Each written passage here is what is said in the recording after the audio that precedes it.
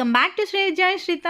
ఇవాళ అయితే నేను జిలేబీ చేసేస్తున్నాను. అందుకోసం 1 కప్పు దోసపిండి, హాఫ్ కప్ మైదా, కొంచెం బేకింగ్ సోడా, నేను కొంచెం ఫుడ్ కలర్ యాడ్ చేశాను. మీరు అవసరం అనుకుంటే ఫుడ్ కలర్ యాడ్ చేసుకోండి, లేదంటే లేదు. దానికి సరిపడా వాటర్ యాడ్ చేసుకొని పిండికి సరిపడా కొంచెం గట్టిగా కలిపి పెట్టుకోండి పిండిని. మరీ పలుచగా కలుపుకుంటే మనకు జిలేబీ రాదనమాట.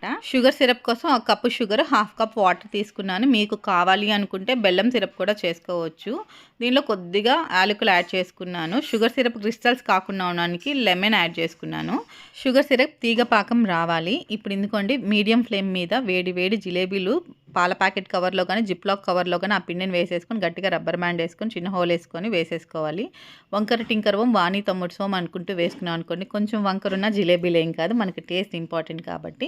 ఇలా మీడియం ఫ్లేమ్ మీద 2 వైపులా జిలేబీని కాల్చుకొని గోరువెచ్చగా ఉంటే షుగర్ సిరప్లో వేసుకోవాలి. షుగర్ సిరప్ మాత్రం గోరువెచ్చగా ఉంటేనే జిలేబీ బాగా అబ్జార్బ్ చేస్తుంది అనమాట. అంతే, 10 నిమిషాల్లో tasty and crispy juicy jalebi ready.